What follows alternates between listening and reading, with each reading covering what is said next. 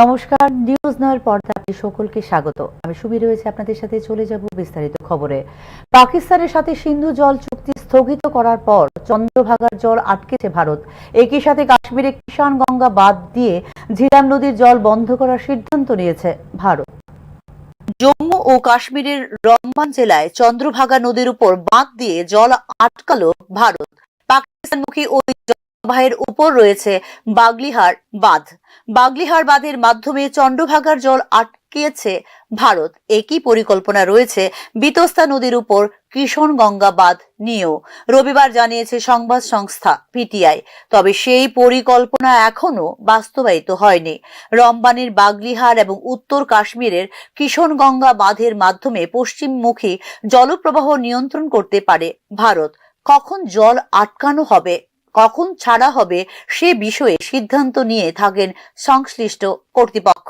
পহেলগাঁও কাণ্ডের পর পাকিস্তানের সঙ্গে স্বাক্ষরিত সিন্ধু জলবন্টন চুক্তি স্থগিত করেছে নয়াদিল্লি। কাশ্মীরে সিন্ধু এবং তার উপনদীগুলির জলপ্রবাহ নিয়ন্ত্রণ অনেকাংশে এই চুক্তির উপর নির্ভরশীল। সিন্ধু, চন্দ্রভাগা এবং বিতস্তার জল পাকিস্তানের দিকে বয়ে যায়। চুক্তির শর্ত না মানলে ইচ্ছা মতো জলবাহ আটকে দিতে বা বাড়তি জল ছাড়তে পারে ভারত। দুই ক্ষেত্রেই পাকিস্তানে রয়েছে সংকট তৈরির আশঙ্কা। কিছুদিন আগে বিতস্তার জল ছেড়েছিল ভারত, তাতে পাক অধিকৃত কাশ্মীরের একাংশে তৈরি হয়েছিল পরিস্থিতি। অভিযোগ, ভারত না জানিয়ে কোনো সতর্ক বার্তা ছাড়াই ছেড়েছে জল, ফলে নিরাপদ স্থানে সরে যাওয়ার সময় পাননি নদী তীরবর্তী অঞ্চলের মানুষ।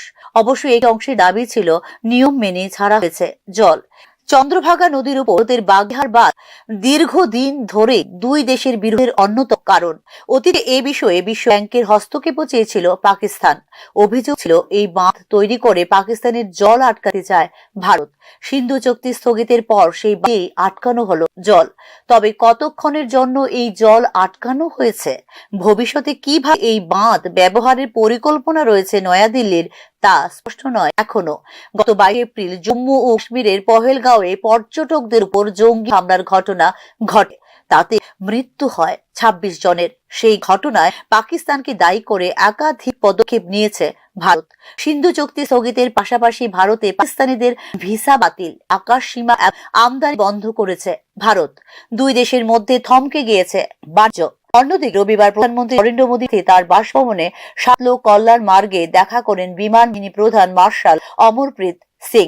পহেলগাম আক্রমণ নিয়ে প্রধানমন্ত্রী এবং বিমানবাহিনী প্রধান মার্শালের মধ্যে আলোচনা হয়েছে বলে জানিয়েছে সংবাদ সংস্থা।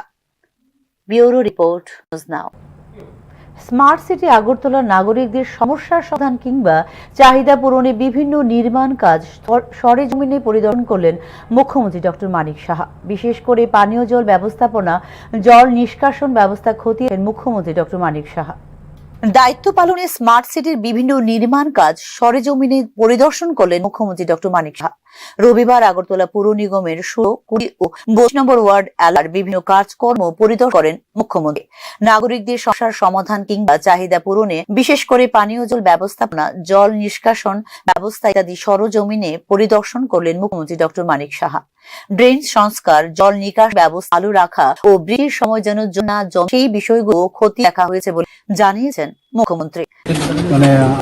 হয়েছে তো কিছু কিছু জায়গায় যারা এখানে থাকেন তারা বলি কিছু ড্রেনের সমস্যা, জলের সমস্যা তো সমাধান হয়ে গেছে, পানীয় জল খুব ভালোভাবে আসছে, কিন্তু দেখা গেলে অনেক এনক্রোচমেন্ট আছে প্রচুর। তো ওগুলো দেখলাম, আর প্রপার ড্রেন যেখানে হচ্ছে কাভার ড্রেন সেগুলো বিষয়ে দেখে আমি নির্দেশ দিয়েছি আধিকারিকদের। আর শান্তিবার যে পুকুরটা আছে তারও কিছু সমস্যা আছে, জলটা ফেলে সেখানে আরেকটা গাটলা হবে, ভালো করে যাতে গাটলা হয়, তো ওই বিষয়গুলো বললাম। মেয়েছে যে প্রপার ড্রেন এবং এনক্রোচমেন্ট আছে, এনক্রোচমেন্টগুলোকে মুক্ত হয়, এই বিষয়গুলো বিশেষ করে জোর দিয়েছি। এবং যেখানে যেখানে রাস্তা প্রয়োজন, এই রাস্তাগুলো যাতে সময়ের সাথে হয়, টাইমলাইন দিয়ে দিয়েছি, টাইমলাইনের মধ্যে সেগুলো করে সমস্ত। আজকে 3টে ওয়ার্ডে আমরা আজকে যাচ্ছি। এখানে মনে হয় যে এতে আসাতে অনেকে খুশি হয়েছে, মনেভাবে যে ইলেকশনের সময় আসে, কিন্তু ইলেকশন বাদেও আসি, সেটাকে আজকে প্রমাণিত। এই এলাকায় একটি ইংরেজি বিদ্যালয় স্থাপনের অনুমোদন দেওয়া হয়েছিল আগেই। বিষয়টির অগ্রগতি ও খতিয়ে দেখা হয়েছে বলে এদিন জানিয়েছেন মুখ্যমন্ত্রী মানিক সাহা। স্কুল তো কিছুই ছিল না, তো এখানে খেরবন স্কুলকে নতুন করে ইংলিশ মিডিয়াম স্কুল করার জন্য এখানে ফাউন্ডেশন আমি লে করেছিলাম। এটার এখন বর্তমান অবস্থাটি আজকে দেখেছি, কিছু সমস্যা সেগুলো আমরা সলভ করবো সেই সময়। উল্লেখ করা যেতে পারে, কেন্দ্রীয় সরকারের এক শহরে বিকরণ এবং পুনঃপ্রতিষ্ঠার কর্মসূচি হচ্ছে স্মার্ট সিটি মিশন, যা দেশ জুড়ে 100টি শহরকে নাগরিক বান্ধব এবং টেকসই করে গড়ে তোলা। স্মার্ট সিটি মিশনের দ্বিতীয় রাউন্ডে নির্বাচিত হয়েছিল আগরতলা। 2016 সালের 18 নভেম্বর থেকে কার্যকর হয়েছে আগরতলা স্মার্ট সিটি মিশনের মোট 65টি প্রকল্প গ্রহণ করেছে Agartala smart city. Smart city মিশনের অধীনে কেন্দ্রীয় শেয়ার হিসাবে মোট 490.00 কোটি টাকা বরাদ্দ পাওয়া গিয়েছে ও রাজ্য শেয়ার হিসেবে মোট 51.02 কোটি টাকা পাওয়া গিয়েছে। এছাড়া সিআইটিআইএস প্রকল্পের অধীনে হাওড়া নদী সম্মুখ উন্নয়ন প্রকল্প গ্রহণ করেছে আগরতলা স্মার্ট সিটি। এই প্রকল্পে মোট ব্যয় ধরা হয়েছে 99.00 কোটি টাকা। আগরতলা স্মার্ট সিটি মিশনের অধীনে এক প্রকল্প এর মধ্যে প্রথমে রয়েছে আগরতলা বন্যা ব্যবস্থা এবং বন্যা পর্যবেক্ষণ ব্যবস্থা বাস্তবায়ন করা। দ্বিতীয় পয়েন্টে রয়েছে integrate command and control centre বাস্তবায়ন করা। এর মূল লক্ষ্য হচ্ছে তথ্যের সমন্বয় ও সহযোগিতামূলক পর্যবেক্ষণে সক্ষম করা। ইন্টিগ্রেটেড ডেটা ভিজুয়ালাইজেশন, ট্রাফিক ব্যবস্থাপনার রিয়েল টাইম সহযোগিতা, শহর জুড়ে বিভিন্ন ধরনের ক্যামেরার মাধ্যমে বন্যা পর্যবেক্ষণ ও ক্যামেরায় নজরদারির মাধ্যমে নাগরিক নিরাপত্তা নিশ্চিত করে ইন্টেলিজেন্ট অপারেশন সক্ষমতা বাড়ানো। এছাড়া কাটাখাল ও হাওড়া নদীতে ঝড় বৃষ্টির সময় নিষ্ক্রমণ সহ সমস্ত বন্যাপ্রবণ এলাকাগুলির জন্য বিদ্যমান সিটি সার্ভিলেন্স ক্যামেরার মাধ্যমে বন্যা পরিস্থিতি পর্যবেক্ষণ করা এবং জল নিষ্কাশনী পাম্পের ব্যবস্থা নিশ্চিত করা হয়েছে। এই প্রকল্পের অধীনে ইতিমধ্যে বিভিন্ন প্রকল্প সম্পন্ন হয়েছে। এর মধ্যে রয়েছে ছাত্রসংঘ পুকুর, জেএন বা পুকুর পার্ক, এমবিবি কলেজের কাছে 3টি পুকুরের উন্নয়ন, ডিমসাগর জংশনের সৌন্দর্যায়ন, রানপুকুর আলবার্ট যুদ্ধ স্মৃতিসৌধের উন্নয়ন। এই কিছু চলমান প্রকল্পের মধ্যে রয়েছে বিমানবন্দর সড়ক 2 লেন থেকে 4 লেনে উন্নতিকরণ ও প্রশস্তকরণ, হাওড়া সম্মুখ উন্নয়ন প্রকল্প, ফায়ার ব্রিগেড ভূমি থেকে সমন্বিত চেক পর্যন্ত 4 লেন সড়ক নির্মাণ, উজ্জ্বল প্যালেস গার্ড ও আশেপাশ এলাকা এবং এমবিবি কলেজ লেকের সৌন্দর্যায়ন। Bureau report, news now. India justice report 2025-এ প্রকাশিত তথ্য অনুসারে বিচার ব্যবস্থা দেশের ছোট রাজ্যগুলোর মধ্যে প্রথম স্থান অর্জন করেছে ত্রিপুরা। প্রেক্ষিতে সংশ্লিষ্টদের অভিনন্দন জ্ঞাপন করেছেন মুখ্যমন্ত্রী ডক্টর মানিক সাহা। বিচার ব্যবস্থায় দেশের ছোট রাজ্যগুলির মধ্যে প্রথম স্থান অর্জন করেছে ত্রিপুরা। ইন্ডিয়া জাস্টিস রিপোর্ট 2025-এ প্রকাশিত হয়েছে এই তথ্য। রাজ্যের বিচার ব্যবস্থার এই স্বীকৃতিতে সংশ্লিষ্ট সকলকে অভিনন্দন জানিয়েছেন মুখ্যমন্ত্রী ডক্টর মানিক সাহা। বিচার ব্যবস্থার সাথে যুক্ত সম্মানিত বিচারক, জুডিশিয়াল অফিসার, আদালতের কর্মচারী বৃন্দ এবং বারের সদস্যদের সম্মিলিত প্রয়াসের ফলে এই সাফল্য অর্জনে একবার মন্তব্য করেছেন মুখ্যমন্ত্রী। মূলত 4টি বিষয়কে প্রাধান্য দিয়ে প্রকাশিত হয় ইন্ডিয়া জাস্টিস রিপোর্ট। এর মধ্যে উল্লেখযোগ্য হলো বিচার প্রক্রিয়া, পুলিশ, কারা বিভাগ এবং আইনি সহায়তা। Tata institute of social science, commonwealth human রাইটসের সহায়তায় প্রকাশিত হয় ইন্ডিয়া জাস্টিস রিপোর্ট। রাজ্যের বিচার ব্যবস্থার এই শীর্ষ অর্জন বিচার প্রক্রিয়ায় জনগণের আস্থাকে আরো সুদৃঢ় করবে বলে অভিমত ব্যক্ত করেন মুখ্যমন্ত্রী ডক্টর মানিক সাহা। উল্লেখ করা যেতে পারে, সর্বশেষ র্যাঙ্কিং অনুসারে জনসংখ্যার নিরিখে ছোট রাজ্যর ক্যাটাগরি বিচার বিভাগের র্যাঙ্কিংয়ে প্রথম স্থানে রয়েছে ত্রিপুরা। ইন্ডিয়া জাস্টিস রিপোর্ট 2025 অনুসারে এই বিভাগে 10-এর মধ্যে 5.32 স্কোর করেছে ত্রিপুরা। আইনি সহায়তা বিভাগে সিকিম এবং গোয়ার পরে তৃতীয় স্থান অর্জন করেছে ত্রিপুরা। আইনি সহায়তা র্যাঙ্কিংয়ে 10-এর মধ্যে 4.59 পেয়েছে ত্রিপুরা। আরো 2টি স্তম্ভ, কারাগার এবং পুলিশ এ ক্ষুদ্র রাজ্য ক্লাস্টারে 6ষ্ঠ স্থান অর্জন করেছে ত্রিপুরা। ব্যুরো রিপোর্ট, নিউজ নাও। আগরতলা থেকে চালু হলো পার্সেল কার্গো এক্সপ্রেস। রবিবার আনুষ্ঠানিকভাবে পাঞ্জাবের উদ্দেশ্যে আগরতলা স্টেশন ত্যাগ করে পার্সেল কার্গো এক্সপ্রেস। রবিবার থেকে আনুষ্ঠানিকভাবে চালু হলো পার্সেল কার্গো এক্সপ্রেস। রবিবার দুপুর 2টোয় আগরতলা রেল স্টেশন থেকে পার্সেল কার্গো এক্সপ্রেস রওনা দেয় পাঞ্জাবের উদ্দেশ্যে। ত্রিপুরার রাবার, বাঁশ ইত্যাদি পণ্য উত্তর ভারতে বাজারজাতকরণের ক্ষেত্রে বিশেষ সহায়ক হবে এই পার্সেল কার্গো এক্সপ্রেস। হয়েছে আমাদের আগরতলা থেকে পাঞ্জাবি আমরা একটা পার্সেল ট্রেন চলেছি। উইকলি একবার যাবে এখান থেকে, রবিবার আগরতলা থেকে রওনা হবে। রবিবার দুপুর 2টার সময় ট্রেনটা এখান থেকে যাত্রা শুরু করবে। মূলত আমাদের ত্রিপুরা রাজ্যে যে ব্যবসায়ীরা আছে, এখানকার যে উৎপন্ন দ্রব্য যেমন ব্যাম্বু মেড যে প্রোডাক্ট আছে, যাতে খুব তাড়াতাড়ি উত্তর ভারতে বা দিল্লিতে সুন্দরভাবে বাজার ধরতে পারে, এই মূলত এই প্রচেষ্টাই আমরা করেছি। আমরা বিগত 1-2 বছর ধরে রেলওয়ের সঙ্গে কথা বলে রাবার বোর্ডের রিকোয়েস্ট আমরা এই পার্সেল ট্রেনটা শুরু করেছি আগরতলা থেকে। আপাতত সপ্তাহে দিন এই পার্সেল কার্গো এক্সপ্রেস মোট 22টি বই নিয়ে 3 থেকে 4 দিনের মধ্যে পাঞ্জাবে পৌঁছবে পার্সেল কার্গো এক্সপ্রেস। সপ্তাহে আপাতত একদিনই চলবে। এখান থেকে আগরতলা থেকে যাবে, মানে আগরতলা ত্রিপুরা থেকে যাবে পাঞ্জাবের সনোয়াল, আবার সনোয়াল থেকে ব্যাক করে আগরতলা আসবে ট্রেনটা। এখান থেকে পাঞ্জাবের সনোয়ালতে আমাদের 3 থেকে 4 দিন সময় লাগবে। আপাতত আমরা 22খানা বই চালাচ্ছি।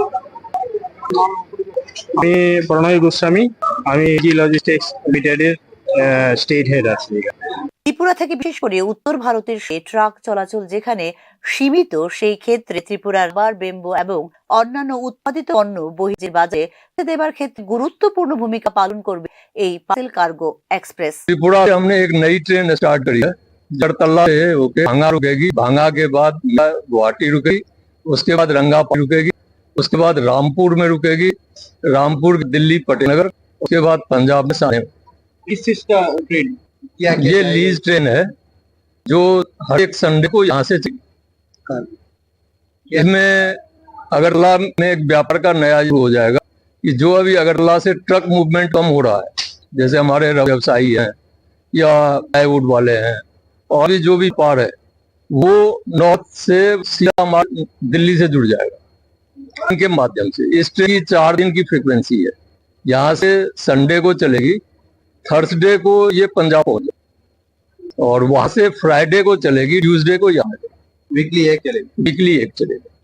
উত্তরাঞ্চল থেকে পণ্য পরিবহন উন্নত করার জন্য এটি একটি বিশেষ পদক্ষেপ বলে মনে করছেন বিশেষ করে বণিক সম্প্রদায়।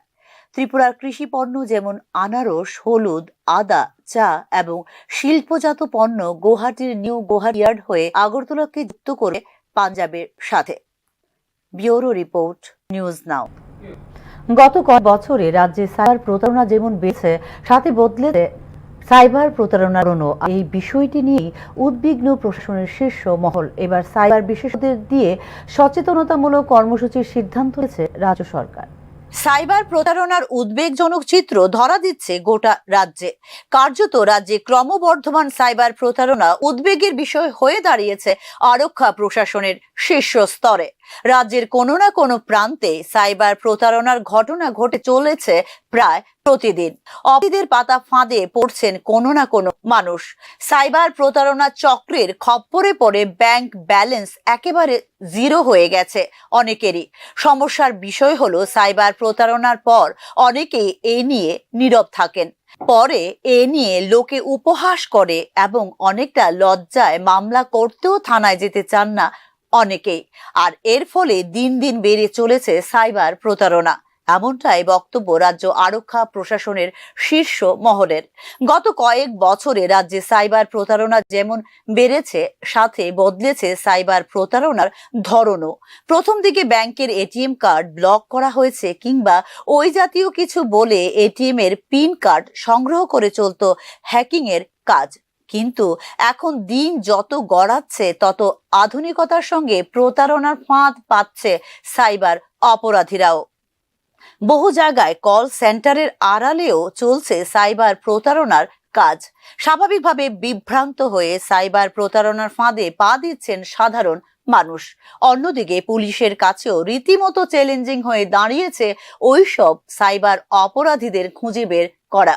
রাজ্য পুলিশের শীর্ষ সূত্রের বক্তব্য অনুযায়ী সাইবার অপরাধীদের খপ্পরে পড়ে টাকার লেনদেন হলে অন্তত 48 ঘন্টার মধ্যে রিপোর্ট করলে তবুও একটা সুরাহা করার মতো সুযোগ থাকে। একে গোল্ডেন আওয়ারই বলা চলে। কিন্তু ওই সময়ের মধ্যে বেশিরভাগ মামলায় রেজিস্টার হয় না। অর্থাৎ সাইবার প্রতারকদের ফাঁদে পড়েছেন এমন অধিকাংশ মানুষই 48 ঘন্টার মধ্যে লিপিবদ্ধ করেন না তাদের অভিযোগ। গোটা বিষয়টি নিয়ে যে আরো অনেক বেশি জনসচেতনতা দরকার তা মানছেন আরক্ষা প্রশাসনের শীর্ষ স্তরের আধিকারিকরাও। আর তাই সাধারণ মানুষের সচেতনতা বৃদ্ধি করার পরিকল্পনা নিয়েছে আরক্ষা প্রশাসন। এক্ষেত্রে রাজ্যের বিভিন্ন শিক্ষা প্রতিষ্ঠানে সাইবার সিকিউরিটি কোর্সে যেসব অধ্যাপক অধ্যাপনার কাজ করছেন তাদের কাজে লাগানোরও একটি পরিকল্পনা রয়েছে আরক্ষা প্রশাসনের। তাদের দিয়ে ছোট ছোট সেমিনার করে জনসচেতনতার উদ্যোগ নেওয়ার সিদ্ধান্ত নিয়েছে রাজ্য সরকার। রাজ্যে সাইবার অপরাধ দমনের জন্য কিংবা সাইবার অপরাধের বিষয়টি দেখার জন্য আরক্ষা দপ্তরের আলাদা বিভাগ খোলা হলেও তাতে দক্ষ আধিকারিকদের যথেষ্ট অভাব রয়েছে বলেই মনে করছেন সংশ্লিষ্ট তথ্যবিজ্ঞ মহল। তাই সাইবারের মামলাগুলোর অপরাধীদের শনাক্ত করতে কিংবা অপরাধীদের পুলিশের জালে তুলতে গড়িয়ে যাচ্ছে অনেকটা সময়। এক্ষেত্রে সাইবার ইউনিটকে আরো বেশি শক্তিশালী করার জন্য বেশ কিছু আধিকারিককে ব্যাঙ্গালোর থেকে প্রশিক্ষণ দিয়ে আনানোর উদ্যোগও নিয়েছে রাজ্য প্রশাসন। ব্যুরো রিপোর্ট, নিউজ নাও। 129 বছর বয়সে প্রয়াত হলেন পদ্মশ্রী যোগগুরু স্বামী শিবানন্দ সরস্বতী। যোগব্যায়াম এবং ধ্যানের মাধ্যমে দীর্ঘ জীবন লাভের অনুপ্রেরণা হয়ে তিনি আমাদের মাঝে অমর হয়ে থাকবেন বলে দেশের প্রবীণতম যোগীর মৃত্যুতে জানিয়েছেন মুখ্যমন্ত্রী ডক্টর মানিক সাহা। প্রয়াত হলেন দেশের প্রবীণতম যোগী বারাণসীর স্বামী শিবানন্দ সরস্বতী। শনিবার রাত 8:30 নাগাদ বেনারস হিন্দু বিশ্ববিদ্যালয়ের স্যার সুন্দরলাল হাসপাতালে শেষ নিঃশ্বাস ত্যাগ করেন তিনি। মৃত্যুকালে তার বয়স হয়েছিল 129 বছর। 1896 সালের 8ই আগস্ট অবিভক্ত বাংলাদেশের সিলেটে জন্মগ্রহণ করেছিলেন এই যোগ সাধক। স্বামী বিবেকানন্দের ঐতিহাসিক শিকাগো ভাষণের 3 বছর আগে শুরু হয়েছিল তার জীবনযাত্রা। এমনকি শৈশবে নেতাজি সুভাষচন্দ্র বসুর সঙ্গেও সময় কাটিয়েছিলেন তিনি। স্বামী শিবানন্দ বাবার জীবন ছিল সরল এবং পরিমিত। আধ্যাত্মিক সাধনায় নিজেকে নিমজ্জিত করেছিলেন তিনি। নিয়মিত যোগ ব্যায়াম, সংযত আহার এবং নির্লোভ জীবনযাপন ছিল তার দীর্ঘায়ুর মূল মন্ত্র। মৃত্যুর আগে পর্যন্ত তিনি লাঠি ছাড়াই হাঁটাচলা করতেন সাবলীল ভাবে। 2019 সালে কলকাতার 2টি হাসপাতালে স্বাস্থ্য পরীক্ষায় তাকে ঘোষণা করা হয়েছিল সম্পূর্ণ সুস্থ বলে। যোগী শিবানন্দ বাবার এই অনন্য জীবনযাপন ও সমাজ সেবার স্বীকৃতি স্বরূপ 2022 সালে তাকে পদ্মশ্রী সম্মানে ভূষিত করে ভারত সরকার। রাষ্ট্রপতি ভবনে পদ্মশ্রী গ্রহণের সময় তার সাষ্টাঙ্গ প্রণাম করার ভিডিওটি সাড়া ফেলে দেয় দেশ বিদেশে। আমি সবার মধ্যেই শিবকে দর্শন করে বলে জানিয়েছিলেন তিনি। দেশ বিদেশে অসংখ্য অনুগামী রেখে অমৃত লোকে চলে গেলেন মহান সাধক যোগগুরু স্বামী শিবানন্দ সরস্বতী। এই মহান যোগ সাধকের মৃত্যুতে শোক জ্ঞাপন করেছেন প্রধানমন্ত্রী নরেন্দ্র মোদী। তার মৃত্যুতে শোক জ্ঞাপন করেছেন ত্রিপুরার মুখ্যমন্ত্রী ডক্টর মানিক সাহাও। ভারতের সনাতন যোগ সাধনায় বর্তমান বিশ্বের বিস্ময় পুরুষ যোগ গুরু পদ্মশ্রী স্বামী শিবানন্দজি 129 বছর বয়সে পরলোকে যাত্রা করেছেন। যোগ ব্যায়াম এবং ধ্যানের মাধ্যমে দীর্ঘজীবন লাভের অনুপ্রেরণা হয়ে তিনি আমাদের মাঝে অমর হয়ে থাকবেন বলে বিবৃতিতে জানিয়েছেন মুখ্যমন্ত্রী doctor Manik Saha. Bureau report, news now. সময় ছোট্ট বিরতির সঙ্গে থাকুন। আপনি দেখছেন নিউজ নাও, আমরা জানি কোনটা খবর। প্রথম আলো এলো শুদ্ধ সকাল, শুদ্ধ সলিলে আজ বাজালো ত্রিতাল, মন্দিরে শুদ্ধ পূজার ধ্বনি, অগ্নি শুদ্ধ হলো এ সিঞ্জিনী,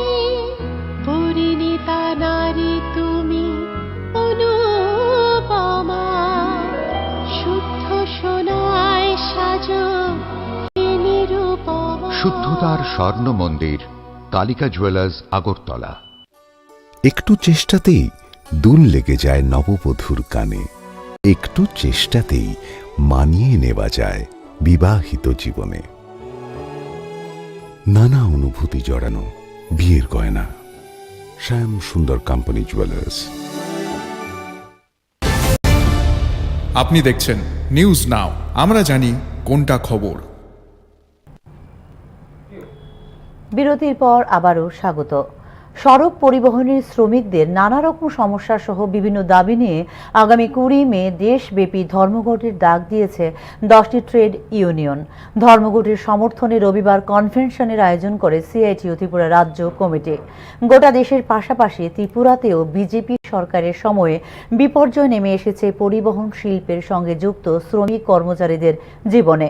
এই ক্ষেত্রে আগামী দিনের কর্মপদ্ধতি নিয়ে কনভেনশনে আলোচনা হয়েছে বলে রবিবার আগরতলার অফিস লেনের সিআইটিইউ কার্যালয়ে আয়োজিত কনভেনশনে জানিয়েছেন সংগঠনের সভাপতি মানিক দে।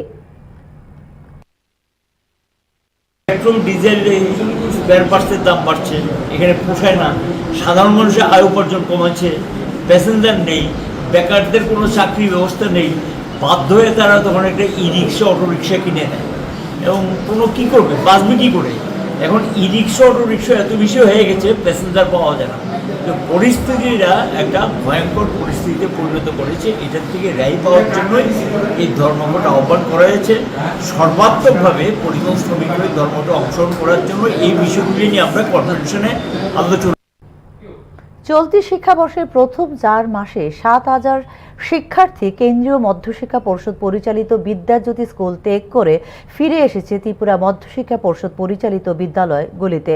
বিদ্যাজ্যোতি স্কুল থেকে ছাত্রছাত্রীদের টিবিএসসিতে ফিরে আসার এই ট্রেন্ড নিয়ে আশঙ্কিত শিক্ষানুরাগী মহল। ত্রিপুরার বিদ্যাজ্যোতি স্কুলগুলির 7,000-এরও বেশি শিক্ষার্থী ফিরে এসেছে ত্রিপুরা মধ্যশিক্ষা পর্ষদের অধীনে।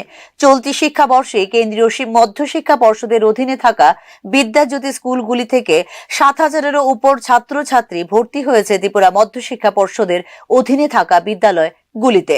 গত বছর সিবিএসই বোর্ড পরীক্ষায় 125টি বিদ্যাজ্যোতি স্কুলের ফলাফলের প্রেক্ষিতে অভিভাবকরা এবার নিজেদের সন্তানদের ভর্তি করিয়েছেন ত্রিপুরা মধ্যশিক্ষা পর্ষদ পরিচালিত স্কুলগুলিতে বলে মনে করছেন শিক্ষা বিশেষজ্ঞ মহল।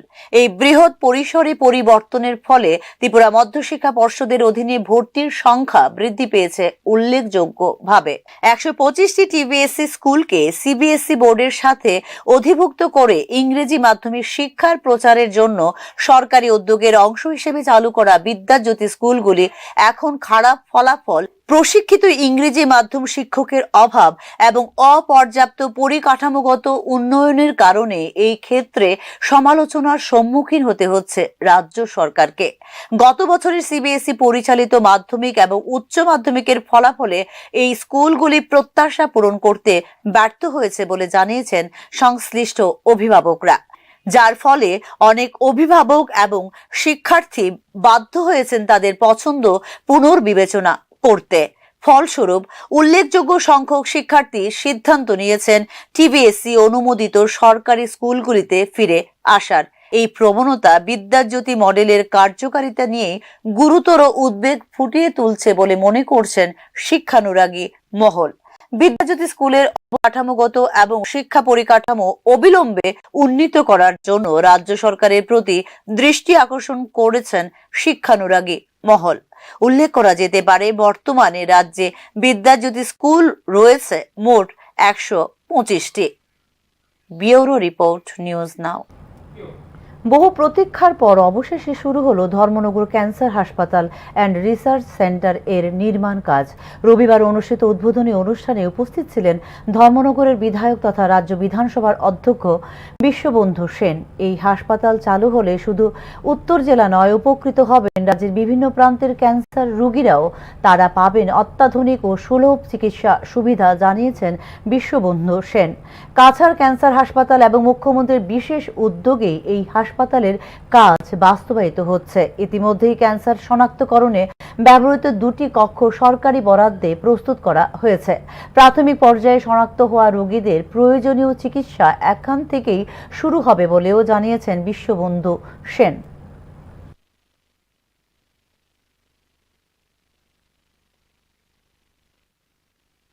ক্যান্সার পেশেন্টদেরকে অর্থাৎ ক্যান্সার রোগীদেরকে শনাক্তকরণের জন্য। এখান থেকে যদি দেখা যায় রোগ গাঢ় হয়েছে, শনাক্তকরণ হয়েছে, শিলচর কাছাড় ক্যান্সার হসপিটালের সোসাইটি বাড়িগ্রামে একটা স্যাটেলাইট হসপিটাল করেছেন, যেখানে পাথারকান্দি হয়ে, ধর্মনগর হয়ে, কৈলাসহরের সমস্ত এই ক্যান্সার পেশেন্টরা যারা নির্ণয় হয় প্রাথমিক স্তরে তাদেরকে ওখানে ট্রিটমেন্ট করা হবে এই বাড়িগ্রামে। আজকে এখানে ট্রিটমেন্ট শুরু হয়ে গেল, রোগ নির্ণয় শুরু হয়ে গেল।